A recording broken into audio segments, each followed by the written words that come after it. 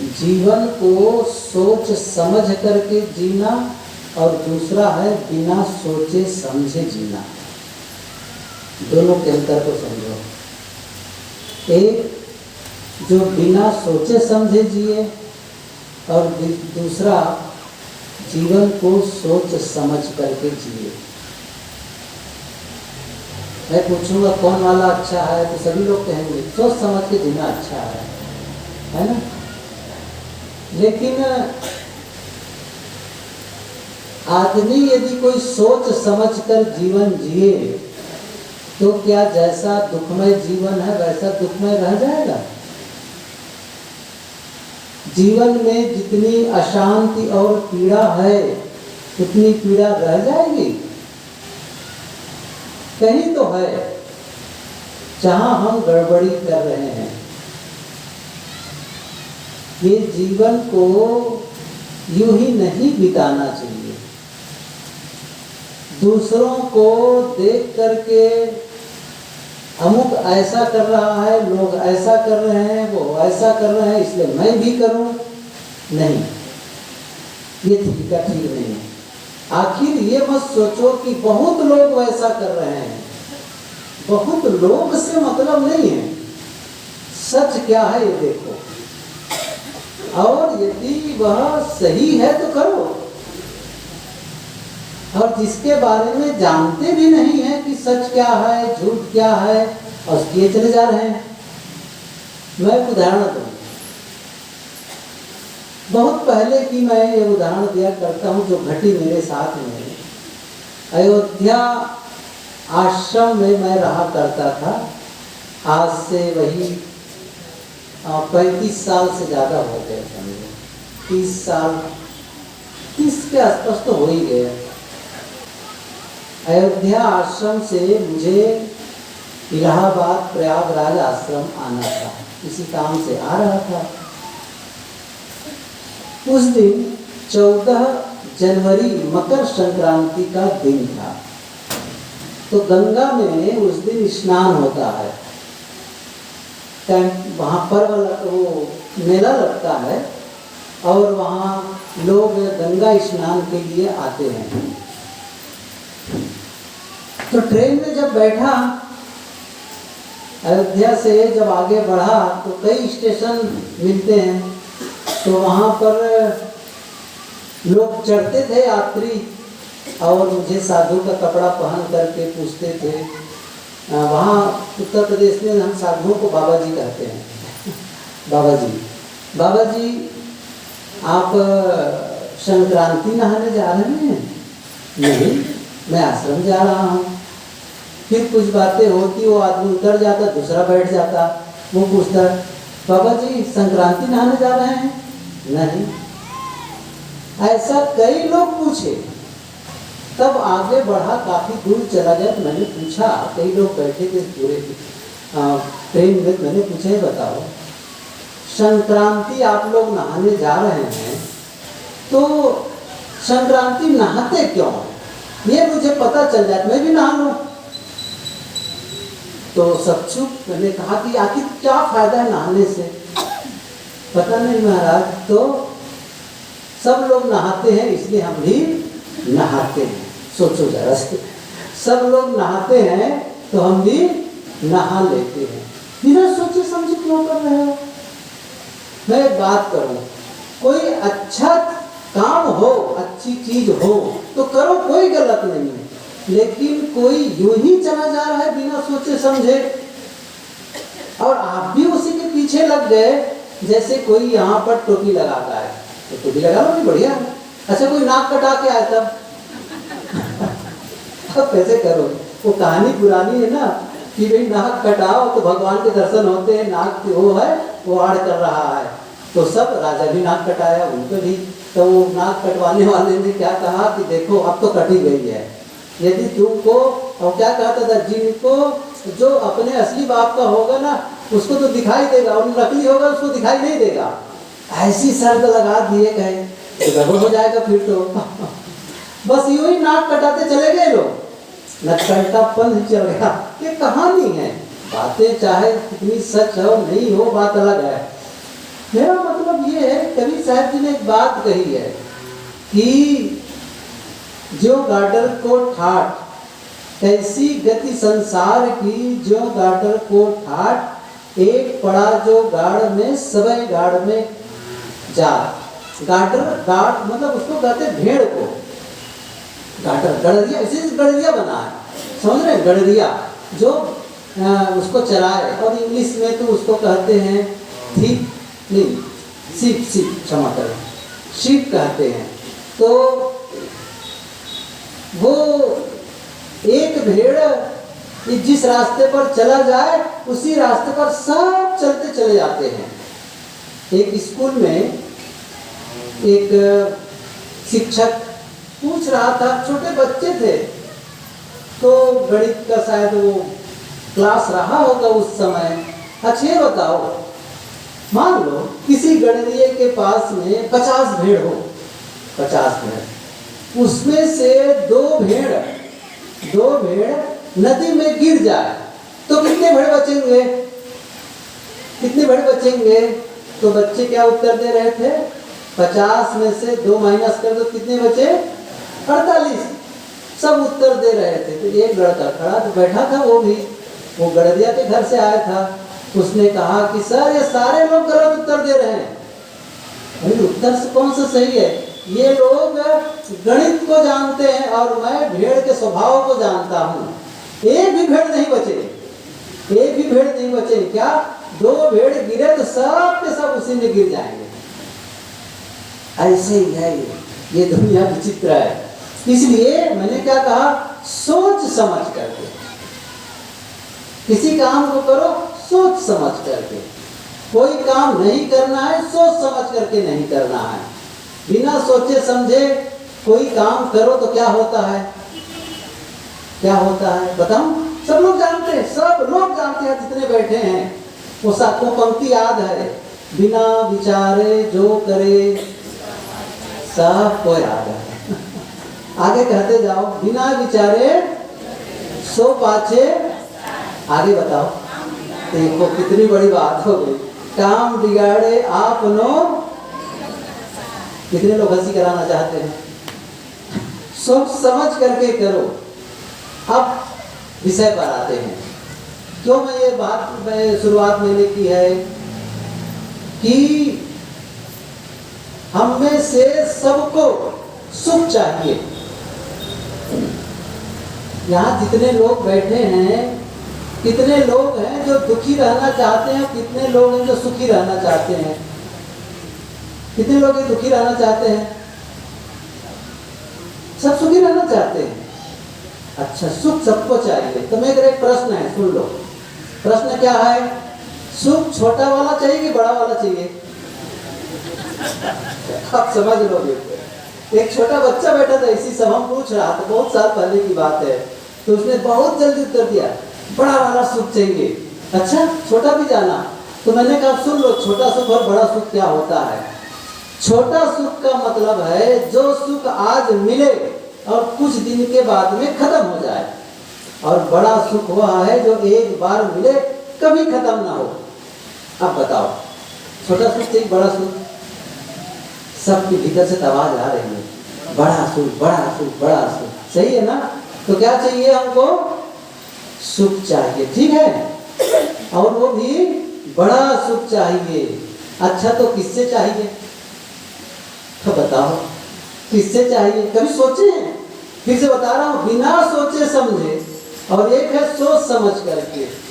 हम सबको सुख चाहिए, लेकिन क्या कभी सोचे हैं कि सुख मिलता कहाँ है? सोचे हैं कभी?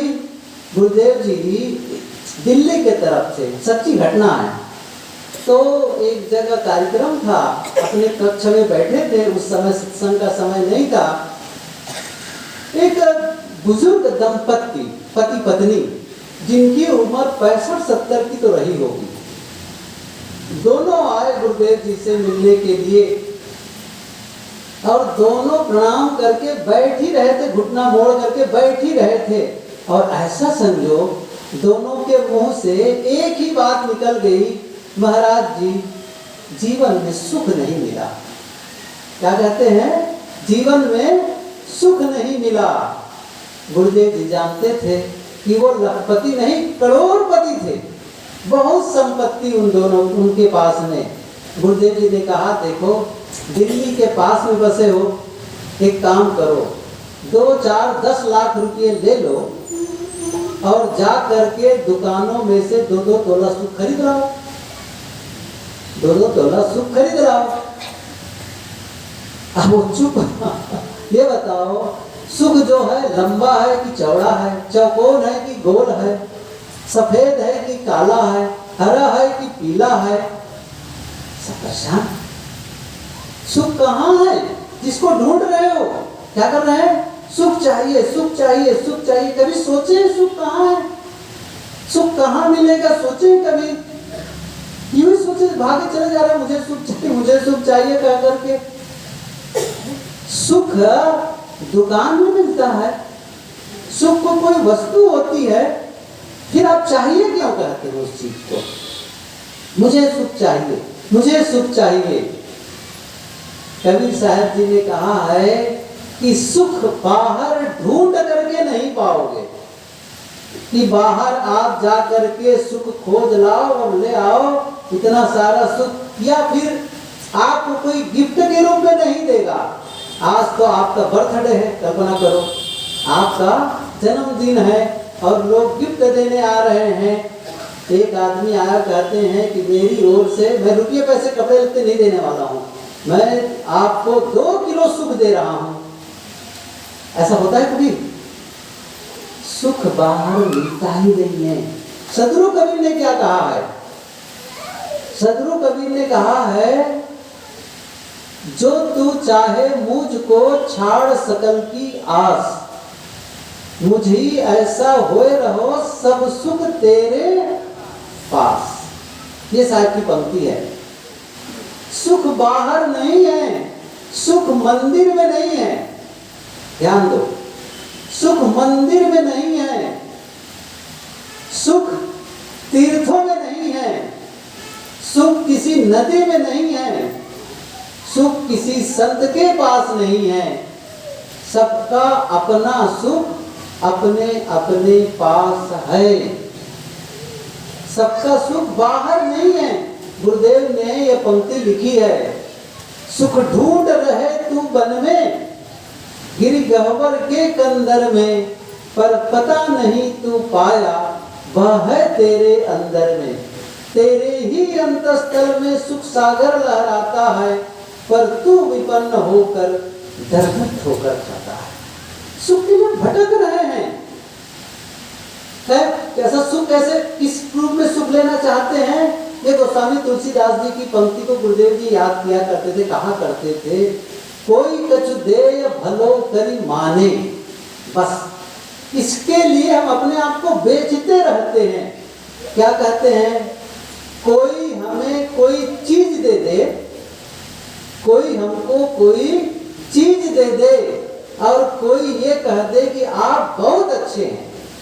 क्या कह रहे हैं? आप बहुत अच्छे, अर्थात हम अपनी प्रशंसा सुनने के लिए बेताब रहते हैं। कोई हमारी प्रशंसा करे, कोई हमें वस्तु दे दे। प्रशंसा करने से हम सुखी हो जाएंगे? यदि प्रशंसा करने से सुखी हो जाएंगे तो किसी की आलोचना और निंदा करने से हम दुखी भी हो जाएंगे। मतलब हमारा कोई अपना वजूद नहीं है, हमारा अपने आप पर विश्वास नहीं है। क्या विश्वास नहीं है? कि दूसरों की निंदा और दूसरों की आलोचना और बुराई से मैं प्रभावित नहीं होऊंगा। क्यों? क्योंकि मैं अपने बारे में ज्यादा जानूंगा तो वो आदमी ज्यादा जानेगा, हम ही तो ज्यादा जानेंगे। यदि वो मुझे मेरी निंदा कर रहा है तो हो सकता है 2 बातें होंगी, या तो जो मेरी गलतियों को कह रहा है वो सचमुच मेरे में गलती है, या तो मेरे में गलती है ही नहीं। 2 बातें होंगी ना, या तो मेरे में गलती है या तो मेरे में गलती नहीं है। यदि गलती नहीं है फिर भी कह रहा है तब तो उनके लिए कुछ कहना ही नहीं है, क्योंकि वो खुद नहीं समझ रहा है, खुद नहीं समझ रहा है इन बातों को। कि सच क्या है, और उस आदमी के पास आप सफाई देने गए, ध्यान रखो, यदि सफाई देने गए कि ऐसा नहीं वैसा, तो आप फंसते चले जाएंगे, उलझते चले जाएंगे। एक सूत्र में बताता हूँ, रेलवे इलाहाबाद के, इलाहाबाद बहुत बड़ा रेलवे डिवीजन है, तो वहाँ एक बार हमारे साथी गए एक अफसर से मिलने के लिए। तो जहाँ बहुत बड़े अफसर थे वो बैठे, उसके ठीक पीछे एक बोर्ड लगा था। बोर्ड में क्या लिखा था? झूठे आरोपों का सर्वोत्तम उत्तर मौन है। ये लिख लो, क्या लिखा? झूठे आरोपों का सर्वोत्तम उत्तर मौन है। यदि कोई झूठा दोषारोपण कर रहा है तो आप सफाई देने मत जाओ, मौन। एक विचारक ने बहुत अच्छी बात लिखी है, जब कोई मेरे बारे में गलत बोले, मेरे बारे में गलत बोले, तो मैं ऐसा जीवन जीऊंगा कि उनकी बातों पर कोई विश्वास ही मत करे। सोचो ये बात, क्या कहते हैं? जब उन्होंने मेरे को कहा ये गलती इनमें है, मैं अपने जीवन को ऐसा बदलूंगा और ऐसा जीऊंगा कि दुनिया वाले उनकी बातों पर विश्वास ही नहीं करेगा। सचमुच मेरे में गलती है तो मुझे सुधार लेना चाहिए। कोई जरूरत नहीं किसी प्रकार मुझसे कुछ कहने की। पता चला वो सही कह रहे हैं, सुधार लो। यदि वो गलत कह रहे हैं, कुछ मत कहने जाओ, ठीक है, आप जैसा जानते हैं वैसा। और ऐसा जीवन जी करके अपने आप को सामने लाओ कि आपका जीवन बोले, शब्द न बोले, जीवन बोले सचमुच कि कैसी बातें कह रहा है ये आदमी, तो वैसी गलती कर ही नहीं रहा है। इसलिए कोई हमारी निंदा करता है, कोई हमको हमारी बुराई करता है, या मैंने कहा यहाँ पर शुरू की थी, कोई हमारी प्रशंसा करता है, प्रशंसा करता है, उस प्रशंसा से हम सुख न माने, क्योंकि उनकी प्रशंसा, आज वो प्रशंसा कर रहा है, जब उनका मन बदलेगा, विचार बदलेगा, कल हमारी वो बुराई करने में, ऐसा होता भी है, ऐसा होता है। इसलिए ये मत सोचो कि कौन निंदा कौन प्रशंसा, मैं कैसा जीवन जी रहा हूं इस पर ध्यान दो, मैं सही जीवन जी इस पर ध्यान दो। दूसरे कोई निंदा करे इसकी तो चिंता करो ही मत, लेकिन हम अपने लिए क्या करना है? मुझे दूसरे की निंदा नहीं करनी है। दूसरे की निंदा करे, जो मेरी निंदा कर रहा है वो मेरा हित चिंतक है कि मेरा वो अहित चिंतक है? बताओ, वो मेरा हित चिंतक है ना। अच्छा, मैं क्यों कह रहा हूँ हित चिंतक है? साहब की पंक्ति याद करो, निंदक नीरे याद तो सबको है, भूल ही जाते हैं। क्या कहा है साहब बताओ? निंदक नीरे आंगन कुटी छवाए।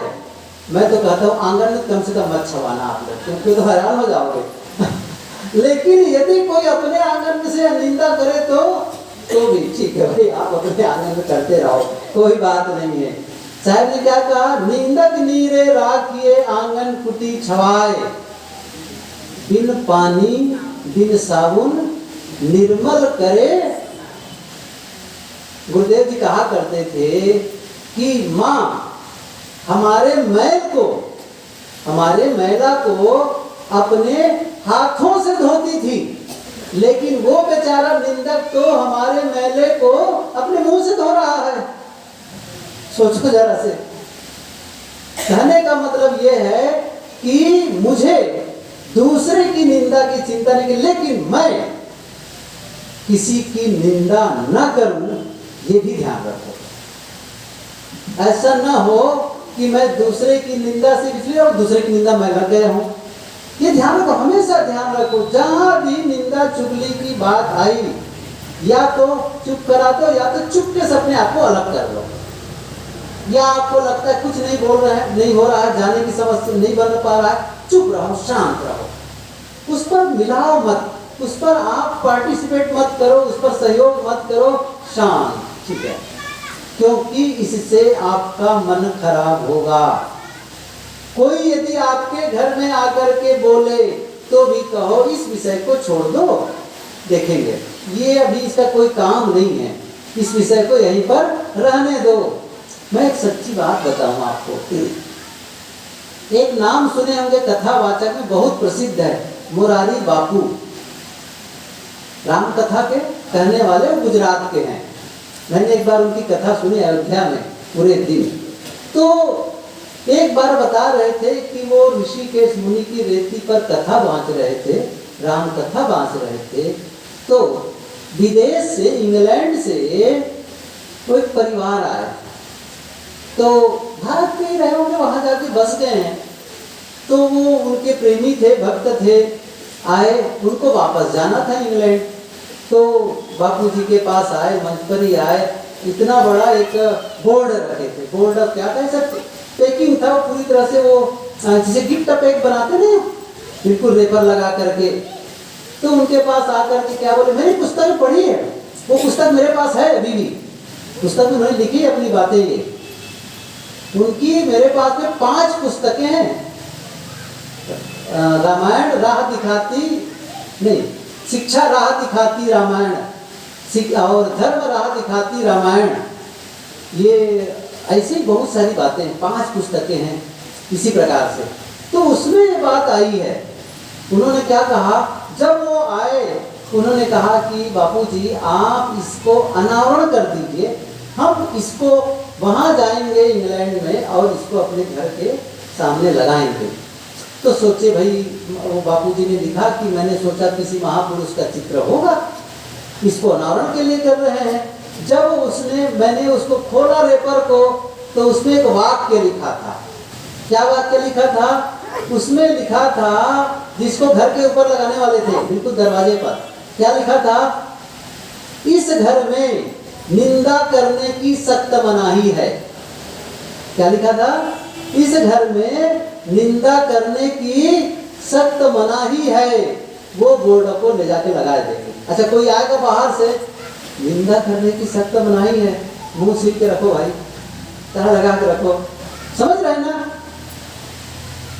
मतलब मैं ये कहना चाहता हूँ कि आप और हम यदि बदलेंगे नहीं और ये मान करके चलेंगे कि मेरा जीवन में सुखी, मेरा जीवन सुखमय हो जाए, मुझे सुख मिल जाए, ऐसा होता है कभी?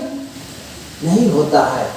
इसलिए सुख बाहर नहीं है, सुख वस्तु के रूप में नहीं है, सुख किसी व्यक्ति से नहीं मिलता है, सुख किसी वस्तु से नहीं मिलता है, सुख किसी घटना से नहीं मिलता है, क्योंकि सुख आपके भीतर है। कुछ लोग कह सकते हैं ठीक है, वैसी बात तो नहीं है, लेकिन जब कोई बढ़िया मित्र मिल जाता है, पुराने मित्र मिल जाते हैं, बहुत अच्छे मित्र हैं और बहुत दिनों बाद मिले, उनसे मिल करके जो आनंद आता है क्या बताएं, क्योंकि उससे सब बातें होती रहती है। और बहुत पुरानी बात है, अपने मित्र से मिलने में जो आनंद और सुख है वो कहीं अलग नहीं है। मैं एक बात बताऊं आपको, आपका मित्र है कोई, जब आप छोटे थे, जिसको कहते हैं लंगोटिया यार, बचपन से साथ साथ पढ़ा करते थे, बड़े हो गए, अब वो नौकरी चाकरी के चक्कर में सब दूर हो गए, तो वो जा करके मुंबई रहने लग गया। अब मुंबई रहने बहुत दिनों के बाद आया, बहुत दिनों, कई वर्ष के बाद आया और आपको कहा भाई मैं राजनांदगांव रेलवे स्टेशन उतरूंगा, गाड़ी लेकर जाना। बिल्कुल, आप गाड़ी लेकर पहुंच गए, रेलवे स्टेशन में आप प्लेटफॉर्म पर गए, वो उतरे, आप देखे और दोनों गले मिल गए, बिल्कुल एक दूसरे के, क्योंकि बहुत दिनों बाद मिले हैं। अच्छा, गला कितनी देर तक मिले रहेंगे? आधा मिनट? अच्छा, 1 मिनट? आधा घंटा? क्या होगा? समझ रहे हैं ना? अभी तो सुख मिल रहा था ना गला मिलने से। कितनी देर तक मिले, कितनी देर तक सुख मिला? कितनी देर तक? कुछ सेकंड, मिनट नहीं, कुछ सेकंड। उसके बाद में छोड़ दो तभी ठीक है, नहीं तो फिर पुलिस को बुलाना पड़ेगा, फिर वो तो गड़बड़ हो जाएगा। वो जो सुख कह रहे हो ना, मैं इसलिए कह रहा हूँ छोटा सुख और बड़ा सुख, समझ रहे ना मेरी बात? थोड़े समय के लिए, और बाद में यदि कहीं आपस में गले को न छोड़ें तो वही फिर दुख शुरू हो जाएगा। कैसे सुख दुख में बदलता है। अच्छा घर ले आए उसको, चलो ठीक है थोड़ी देर मिले और घर ले आए, चलो भाई अब बातें होने लगी वो पुरानी बातें। पता है जब छोटे छोटे थे तो आम चुराने कैसे जाते थे, वैसा करने कैसे जाते थे, और बातें चल रही है ये वो, बड़ा मजा आ रहा है। पत्नी ने कहा भोजन का, अरे रुक अभी बात चलने दो। किसी भांति भोजन किए, भोजन करने के बाद बिस्तर पर गए, देर तक की बातें होती रही।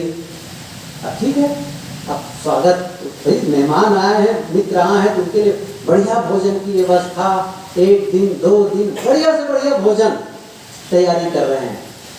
और मित्र जो है 2 दिन 4 दिन 6 दिन सप्ताह भर अब रुके हैं, 10 दिन तक रुके हैं। अब क्या होगा, ख्याल आ रहा है अंदर अंदर क्या कहेगा, अब कब घर जाए, अब कब घर जाए। सुख कहाँ गया होगा कि नहीं बताइए। मैं कहता हूं वो मित्र की बात भूल जाइए, यदि भगवान को ही बुला लिए आप, जिसे आप भगवान कहते हैं और बहुत उनकी पूजा आराधना करते हैं, कृष्ण के भगत हैं, और कहा भगवान दर्शन दो, भगवान दर्शन दो। एक दिन सचमुच कृष्ण भगवान आ गए, जैसे मित्र आ गए वैसे ही भगवान कृष्ण आ गए, और आकर कहते हैं वही कृष्ण हो जिसको रोज बुला रहे थे, वही बंसीधारी। अच्छा ठीक है महाराज आइए, तो फिर बस मेरे दर्शन करो, फिर भोजन की व्यवस्था करनी पड़ेगी। तो क्या खाते हैं पता है ना, माखन मिश्री और बहुत सारी दूध दही, ऐसी छत्तीसगढ़ में दूध दही की कमी होती है, रोज वो खाएंगे। अच्छा 2-4 दिन तो ठीक है, अच्छा 10 दिन भी ठीक है, बाकी अंदर अंदर मन क्या होगा, बहुत होगा। हमने कहोगे भगवान किसी दूसरे भगत के यहाँ भी जाओ तो अच्छा है, हम सही है ना।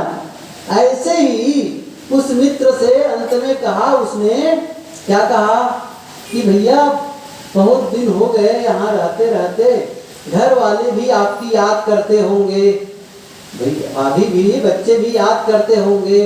अब वो आदमी क्या कहता है, अरे बहुत अच्छा याद करा दिए घर वालों का, आपने इतना सेवा सत्कार किया कि मुझे तो घर वाले ही भूल गए थे, बहुत अच्छी बात, मैं उनको भी यहीं बुला लेता हूँ। अब सुख मिलेगा। जिस मित्र से सुख की कल्पना कर रहे थे वो सुख कहाँ चला गया। शादी होती है, पति पत्नी एक दूसरे को बहुत सुखी मत मानते कि सुख का खजाना है, स्वर्ग लगता है, ऐसा लगता है कि बस सुख मिल गया। कितने दिन तक उस समय वीडियो बहुत बनाते हैं, क्या बनाते हैं, वीडियो बनाते हैं और फोटोग्राफी। आजकल पता है, मैं सूरत में था, एक भगत आए, उसने कहा साहब बेटी की शादी थी, प्री वेडिंग शूटिंग। मैं तो माथा पीट लिया, मतलब शादी के पहले कहीं जाकर शूटिंग कर रहे थे। 40,000 रुपया साहब उसका लग गया। कितना? 40,000 रुपये। अभी शादी नहीं हुई है, उसके पहले की शूटिंग करने चले गए थे। तो बहुत सारी उसमें फोटोग्राफी करेंगे, फिर एल्बम बनाएंगे और फिर वीडियो बना करके आजकल चिप्स में रखेंगे। और क्या करते हैं, जो मेहमान शादी के समय नहीं आए रहते हैं, उनको जब आते हैं ना बाद में, उनको दिखाते हैं, जरा एल्बम देख लो, एल्बम देख रहे हैं, अच्छा वीडियो देखो कैसे कैसे हो रहा था, रस्म रिवाज कैसे था। गुरुदेव जी कहते थे वो वीडियो और वो चित्र को चुपचाप रखे रहो 4-5 साल तक के लिए। जब पति और पत्नी आपस में लड़ाई करोगे ना, उसी समय खोल खोल कर देखना उसको, समझ रहे। कितना सुख लग रहा था शादी के समय, कितने साल तक लगा, अब क्या हो गया है, कहाँ चला गया वो सुख। जो भी बाहर से सुख मिलता है ना, क्या होता है, धीरे धीरे धीरे कम होता चला जाता है। चाहे वह आपको किसी व्यक्ति के मिलने से हो, चाहे आपका मकान बन गया और मकान बनने से बड़ा सुख मिला, मेरा मकान। कितने दिन तक, सच्ची घटना बताऊं, वहां गए थे, आज बता ही देता हूँ। अब तो उनका शरीर कोलकाता गए थे गुरुदेव जी से, मैं था उस समय गुरुदेव जी के साथ, वर्षों पुरानी बात है। तो जो मकान में रुके थे, वो मकान में जगह जगह वो हो गया था, ऐसी जैसे बाहर छज्जन होता है, वो खिड़की बाहर जो पानी रोकने के लिए बनाया जाता है, वो भी कहीं खराब हो गया था। फिर उस पर प्लास्टर लगवा रहे थे, वो कर रहे थे। गुरुदेव जी ने कहा जैसे पुराना था वैसा बनवा दो, आप केवल साधारण बनवा रहे हो अब तो। उसने कहा क्या तक सजाऊं साहब इसको, पुराने मकान को, इसी भांति इसको रिपेयरिंग करा देता हूँ। बातें पूरी हो गई। गुरुदेव जी ने कहा एक वही इंसान है, जब इनके दीवार पर कोई ऐसे हाथ रख देता था ना, शुरू में जब बना था दीवार पर हाथ रख देते, डांटता था कि दीवार पर हाथ रख दो, गंदा कर दोगे। वही मकान एक समय, उस मकान में कितना आकर्षण था, लेकिन वही मकान एक समय के बाद में धीरे धीरे धीरे धीरे आकर्षण खत्म। बेटा पैदा होता है तो बड़ा सुख, और पहला बेटा हुआ तो गज भर छाती हो जाती, ऐसा कहते हैं। तो इसलिए कहता हूँ कि मैंने सुना ये बात। तो पहला बेटा हुआ, अच्छा बेटा हो गया, अच्छा वो अभी तो बिल्कुल सुकोमल है, कोई बढ़िया मुस्कुराता है, जो कहो वही करता है, सब उसको गोद में लेना चाहते हैं, चूमते हैं, पुचकारते हैं, सब कर रहे हैं। बेटा है, वाह क्या पूछना है। तो फिर क्या हुआ, बेटा और बड़ा हुआ, पढ़ने लग गया, बहुत अच्छा, बिल्कुल मेरा बेटा है। अब बेटा और थोड़ा बड़ा हुआ, थोड़ा और बड़ा हुआ, तब कहते हैं मुझे मोबाइल चाहिए, और ऐसा साधारण नहीं एंड्रॉइड वाला, मुझे बाइक चाहिए। अब आप क्या कहते हैं, ये शैतान पढ़ाई लिखाई ठीक से करता नहीं, मोबाइल और वो मांगता है। अब परेशान, देखो ना बेकार परेशान कर रहा है ये। अब उस बेटे में जो पहला वाला सुख था ना शुरू में, वो सुख कम हो गया। मान लो पढ़ लिख करके कहीं वो नौकरी मिल गई, आपका सपना, अब तो बहू रानी बस स्वर्ग से अप्सरा ही लाने गया, और इतना बड़ा उनके लिए मन में खाका कल्पना किए हैं, और वो 1000-2000 किलोमीटर जा करके नौकरी कर रहा है। और पता है क्या हुआ फिर, आपने सोचा बहू खोज रहे हैं अंदर अंदर से, हम बहू उनसे कह रहे भैया कोई बहू खोजना हमारे बेटे के लिए, कितने हजार तनख्वाह पाता है, अच्छा सब बातें। बाद में क्या पता चला आपका बेटा उधर ही किसी से शादी कर ली है, वो भी जाति लड़की से, दूसरी जाति के। अब आपको क्या लग रहा है, ये शैतान तो मुझे मेरा नाक कटा दिया, इज्जत डुबा दिया, तू मेरे घर में मत आना। जिस बेटे से सुख मार रहे थे वो बेटे का सुख खत्म हो गया।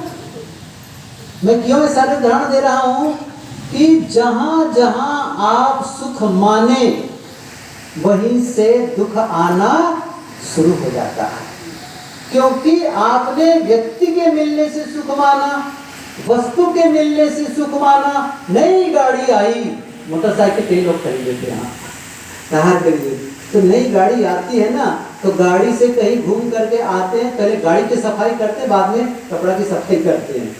पहले गाड़ी की सफाई 2 दिन 4 दिन 10 दिन 20 दिन महीना भर दो, पर गाड़ी एकदम साफ।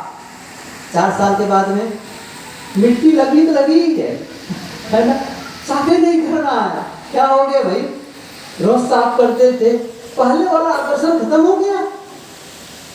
हर सुख संसार का नियम क्या है, संसार के हर सुख की दशा क्या है, शुरू में आकर्षित और बाद में वह अनाकर्षित करता है। मैं इसलिए बता रहा हूं कि जहां भी आप सुख की कल्पना कर रहे हो वहां से चित्त को हटाओ।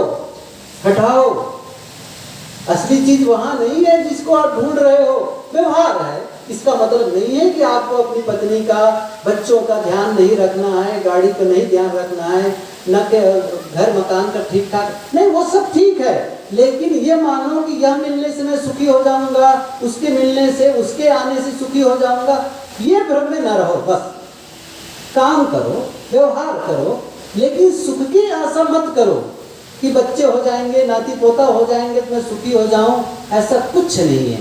ये व्यवहार है, कर लो। असली चीज क्या है, सुख बाहर नहीं, सुख कहीं अलग नहीं है जिसे आप ढूंढे। संसार के सुख के विषय में एक उपनिषद में चर्चा आती है, प्रेम मार्ग और श्रेय मार्ग। उपनिषद में चर्चा क्या है, प्रेम मार्ग और श्रेय मार्ग। प्रेम मार्ग का मतलब है प्रिय लगने वाला, आज जो प्रिय लगे और बाद में जिसका परिणाम दुख मिले। और श्रेय मार्ग का मतलब श्रेष्ठ मार्ग होता है, आज जो हमें तकलीफ लगे जिसके करने में, बाद में जाकर के वो आनंद दे, सुख दे, यही है। ये संसार के जितने सुख हैं शुरू में आकर्षक लगते हैं, चाहे वो भोजन ही करने में आपको लगता है कि रसगुल्ला खाने में बड़ा आनंद आता है, बड़ा आनंद आता है, तो रसगुल्ला आपको खाने में आनंद आता है, तो आपके सामने हम 5 किलो रसगुल्ला रख देते हैं। पहला रसगुल्ला खाने में बहुत आनंद आया, दूसरे खाने में आनंद आया, तीसरे में, चौथे में, पांचवें में, छठवें में, 10, 20, 40, 50 आनंद बढ़ता जाएगा, सुख बढ़ता जाएगा। अर्थशास्त्र का नियम क्या है?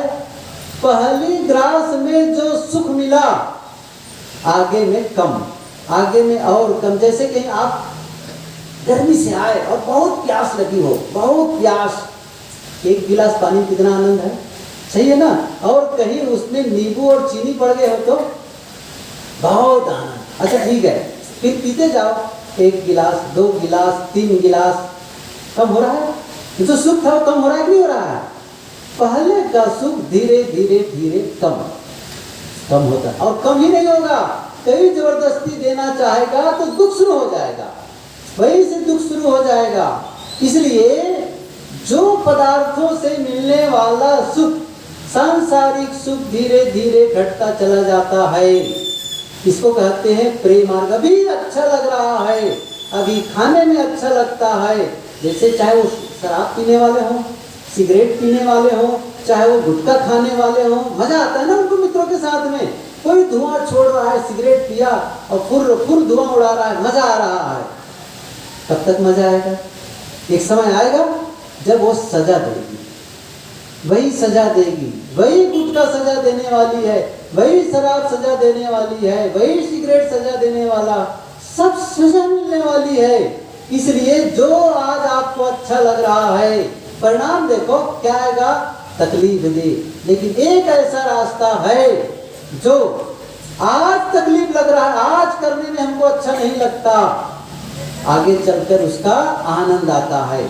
जैसे आज कोई कहा जाता है भाई पुस्तक पढ़ा करो, भजन किया करो, ध्यान चिंतन किया करो, संयम का जीवन जियो, गलत खान पान से दूर रहो, ये तकलीफ लगता है। बड़ों के कहा के अनुसार चलो, ये तकलीफ देता है। क्या तकलीफ देता है? ये हर समय हमको टोकते रहते हैं, हर समय हमको बोलते रहते हैं, एक अलग तकलीफ दे रहा है। लेकिन यही आपके जीवन में आगे चल करके सुख देने वाला है। यही संयम जो आज कर लोगे, खान पान में संयम कर लोगे, बोलने में संयम कर लोगे, आज ध्यान दोगे, तो आगे चल करके जीवन कैसा होगा? बहुत सुखमय हो जाए। आज तकलीफ दे है ना, आज अच्छी पुस्तकों को पढ़ने की आदत डालो, आज शरीर को आप व्यायाम कराओ, मॉर्निंग वॉक में जाओ, योगा करो, घर का काम करो, आज मेहनत करो। जब मैं बच्चे मिलते स्टूडेंट्स तो मैं यही कहता हूँ, आज मेहनत कर लो, जीवन भर आराम करोगे। आज आराम करोगे तो जीवन भर मेहनत करोगे।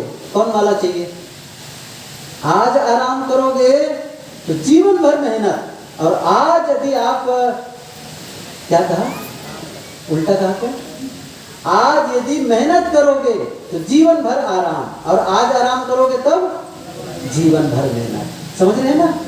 आज मेहनत कर लो ठीक से तो जीवन भर आपको पैसा आएगा, आराम से बैठे रहोगे। आज बस मेहनत कर ही नहीं रहे हो, जीवन भर आपको खपना पड़ेगा। इसलिए आज जो आपको कष्टप्रद लग रहा है, आज साधना में कष्ट लग रहा है, आज संयम कष्ट दे रहा है, आज ध्यान चिंतन में आपको कष्ट लग रहा है, लेकिन यही आपको आगे चल करके आपके भीतर में सुख शांति का कारण बनेगा। लेकिन जो आज प्रीतर लग रहा है, आगे चल करके वह दुखप्रद हो सकता है। इसके लिए संस्कृत के कवि ने एक उदाहरण दिया है, उसका भाव बताता हूं मैं। क्या कहा है? गन्ने का उदाहरण दिया है। ऐ गन्ना, ईख, ऐ गन्ना, तेरे में बड़ा रस है, बड़ा स्वाद है, बहुत सारे गुण हैं, बहुत सारे गुण हैं तुम्हारे में, बड़ा स्वाद लगता है, बड़ा आनंद आता है, लेकिन एक अवगुण है। गन्ने का उन्होंने प्रशंसा की, गन्ने की प्रशंसा की, तुम्हारे में बहुत सारे गुण हैं लेकिन एक अवगुण है। क्या? जैसे जैसे तुम्हारा सेवन किया जाता है तुम नीरस होते चले जाते हो। गन्ना चूसने वाले हम सभी जानते हैं, शुरू में सरस और बाद में नीरस, शुरू में सरस बाद में नीरस। ये सांसारिक भोग शुरू में सरस और बाद में नीरस। लेकिन आध्यात्मिक साधना, जब आप धर्म और सत्य के पथ पर चलते हैं तब शुरू में कष्ट शुरू में होगा निश्चित रूप से। मैंने कहा था सुबह के सत्र में, पांव फूलों पे रखने के पहले तुम्हें कांटों पे चलना पड़ेगा। संयम का पथ है, कांटों पर चलना है निश्चित रूप से। जैसे कबीर साहब जी ने कहा है, अमरापुर को जात हो सबसो कहो पुकार, आवन हो सो आई हो सुली ऊपर यार। कबीर साहब जी क्या कहते हैं, मैं अमरपुर को जा रहा हूँ, मेरे साथ चलो। क्या कहते हैं, अमरापुर को जात हो सबसो कहो पुकार, मैं पुकार करके कहा रहा हूँ मेरे साथ चलो। साहब क्या कहते, आवन हो सो आइयो। लेकिन जानो, सुन लो पहले, मेरे साथ अमरपुर को चलना है, सूली पर चढ़ना है, सूली पर। अब कितने लोग हैं जो सूली पर चढ़ना चाहते हैं?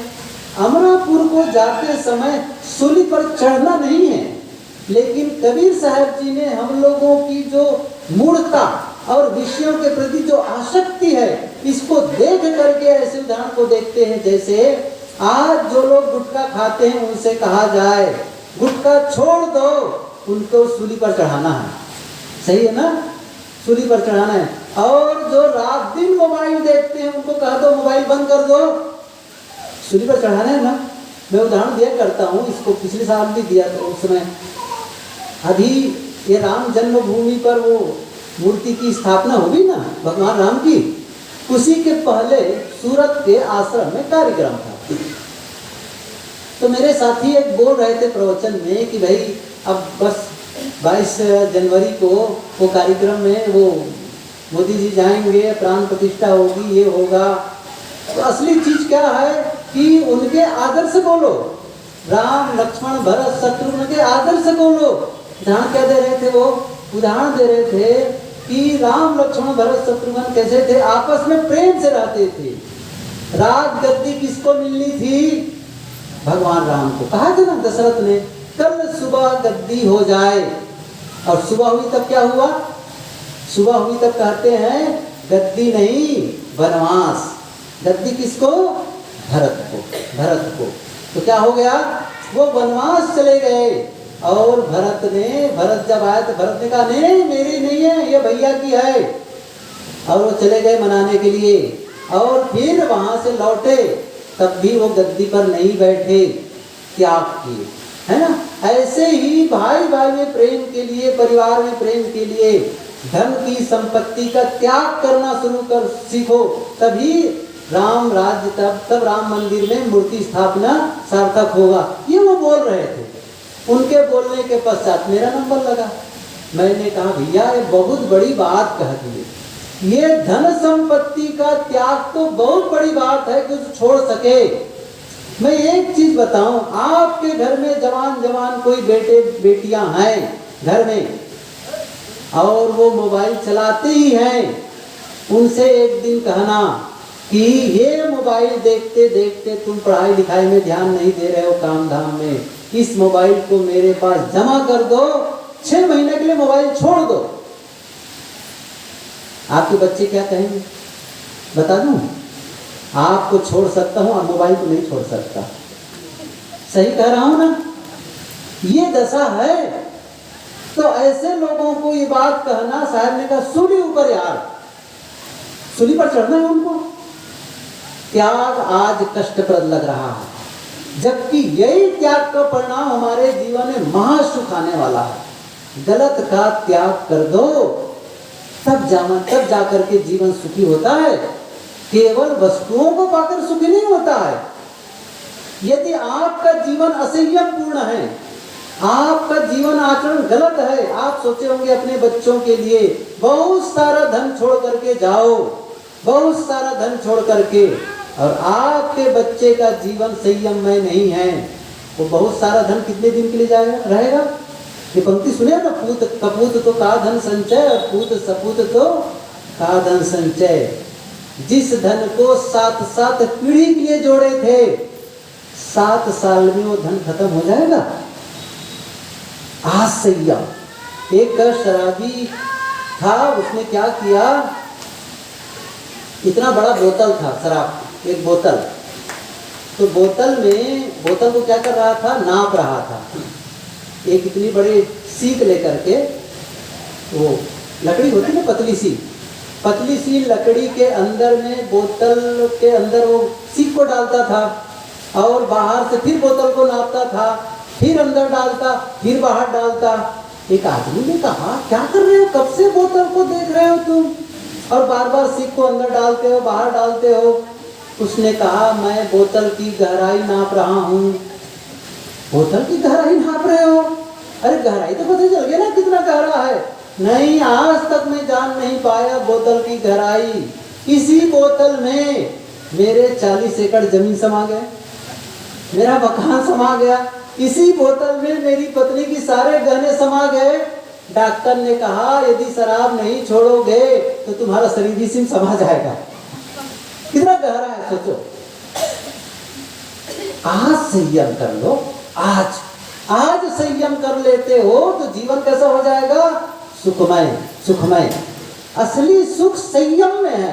कबीर साहब जी ने कहा, ये बात पंक्ति है उनकी, सदा रहे सुख संयम अपने वसुधा आदि कुमारी। ये साहिब की पंक्ति बीजक में, सदा रहे सुख। मैंने कहा था ना, एक सुख जो मिले और छूटे, और एक सुख क्या है, जो मिले और कभी ना बिछुड़े। वो सुख कब मिलेगा, जब संयममय जीवन होगा। साहिब की पंक्ति, सदा रहे सुख संयम अपने आप पर संयम कर लोगे तो फिर आपका जीवन सुखमय हो जाएगा। इसलिए सुख बाहर नहीं, सुख हम सबके भीतर है। उस सुख का अनुभव करना है, बस अनुभव करना है। अनुभव क्यों नहीं कर पाते हैं, क्योंकि अनुभव करने वाला जीवन हमने बनाया ही नहीं।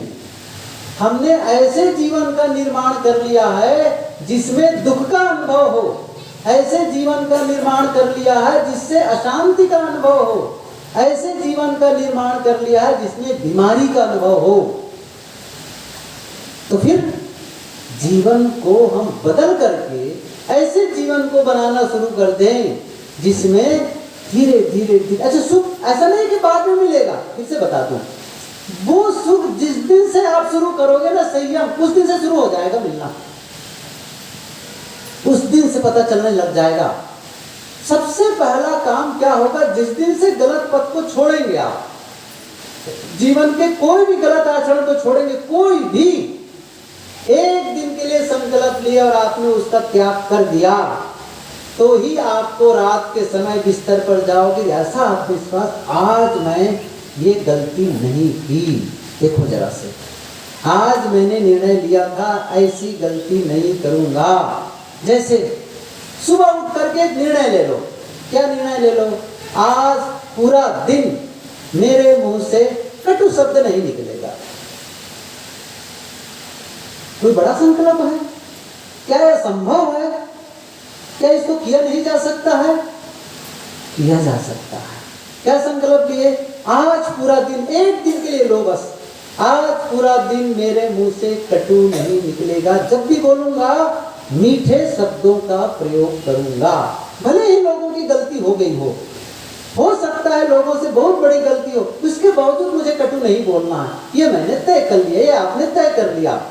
और सचमुच अवसर आया, क्योंकि ऐसे अवसरों पर आप बोले हैं पहले, लेकिन आज आपने अपने आप को संभाला, अपने आप को आपने संयमित रखा। जब आप रात में बिस्तर पर जाएंगे ना, आपको कैसा लगेगा पता है, आपको जो संतुष्टि मिलेगी ना, आपकी जो फीलिंग्स होगी ना भीतर में, बहुत आनंददायक होगा। आज मैंने वो कर लिया, आज मैंने वो काम कर लिया। ऐसी कोई भी चीज के लिए आप काम कर सकते हैं। तो आज आपने निर्णय लिया बदलने का, और एक दिन से, और जैसे ही आप एक काम करते चले जाएंगे, आपको महसूस होता चला जाएगा, महसूस होता चला जाएगा। कैसे महसूस होगा, जैसे कोई एक गार्डन है, फूलों का गार्डन है, हरियाली है वहाँ, और आप वहाँ जाना चाहते हैं। अंधेरा हो गया है लेकिन आप दूर है, जाना चाहते हैं, लेकिन ये भी पता नहीं, आपने सुना है कि यहाँ गार्डन है, आप उसको पता ऐसा करते चले गए और आप उस दिशा में बढ़ गए। जब दिशा में बढ़े, अभी गार्डन दूर है, गार्डन दूर है, लेकिन वहां से जो हवा टकरा के आ रही है ना, वो क्या है? अब शीतल। क्या लग रहा है? अभी गार्डन पहुंचे नहीं है, लेकिन शीतल हवा का प्रभाव मेरे महसूस होने लगा। फिर और नजदीक गए तो फूलों की सुगंधी आने लगी। अभी भी नहीं पहुंचे गार्डन में, फूलों के पास में, लेकिन उसका लाभ मिलना शुरू हो गया, मिलना शुरू हो गया। ऐसे ही जब आप संयम के पथ पर चलेंगे तो अभी पूरा संयम नहीं हुआ है, इसके बावजूद जीवन में परिवर्तन शुरू हो जाएगा और आप महसूस करने लग जाएंगे उस आनंद का, उस सुख का जो सचमुच आप जीवन के लिए चाहते हैं। इसलिए जीवन को संयममय बनाओ, गलत खान पान से अपने को अलग करो, अलग करो, गलत बोली बानी से अलग करो, गलत व्यवहार से अलग करो। यही भजन, यही साधना है। इसलिए सुख बाहर नहीं, सुख कहाँ है? सबके भीतर है। क्यों अनुभव नहीं होता है? क्योंकि हमने वैसा जीवन बनाया ही नहीं है। दुख का अनुभव करे ऐसा जीवन बना लिया है। और मैंने कहा अब से बदलो, आज से बदलो, बस एक चेंज ले आओ मन में। नहीं अब ऐसा करना है, नहीं अब ऐसे करना है। देखो मैं इस विषय पर और विस्तार से आने वाले 2 दिन बचे हैं, अब तो 1 दिन तो खत्म। पहले भरोसा करें 3 दिन का सत्संग, 3 दिन का 1 दिन खत्म हो गया ना, ऐसे ही खत्म हो जाएगा 3 दिन। तो ये कुछ बातें मैंने कही। मैंने शुरू में क्या कहा? हम सभी सुख चाहते हैं। सुख कहाँ चाहते हैं?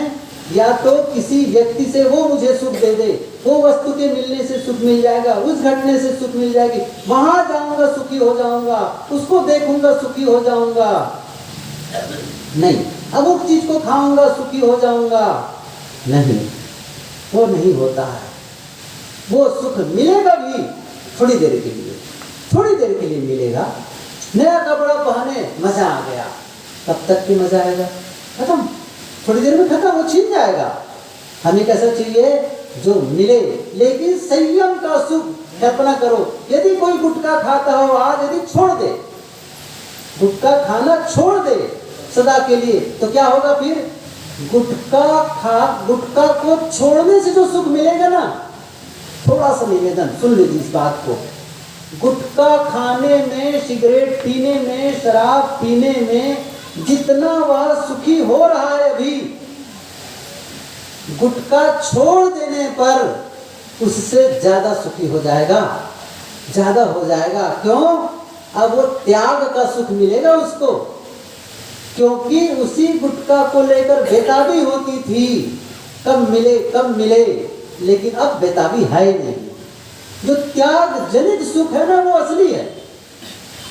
भोगों से मिलने वाला सुख क्षणिक, लेकिन त्याग से मिलने वाला सुख सदा के लिए। एक बार उसने मेहनत करके गुटखा छोड़ दी तो कब तक रहेगा सुख? वो कब तक रहेगा? जीवन भर रहेगा, जीवन भर। लेकिन गुटखा खाने वाला सुख 1 घंटे के बाद में फिर गुटखा, 1 घंटे के बाद में फिर कहाँ है वो सुख? सही है ना? बहुत थोड़ी थोड़ी वो सुख खत्म हो रहा है। लेकिन त्याग, जैसे त्याग किया वो सुख सदा रहेगा। फिर सदा रहने वाला सुख चाहिए। संयम का सुख सदा मिलता है, असंयम का दुख हमेशा रहता है। असंयम करो तो सुख मिलेगा, वो भ्रम है, मिलता नहीं है। कुछ समय के लिए भ्रम होता है, सुख मिला, लेकिन थोड़ी फिर बेताबी, फिर बेताबी, फिर बेताबी। त्याग कर दो, बस नहीं चाहिए मुझे। जैसे ही त्याग करते हो आनंद आने लग जाता है। इसलिए जीवन को संयममय बनाओ, जीवन आनंदमय हो जाएगा। आप सबको पुनः धन्यवाद। बोलिए सद्गुरुदेव की।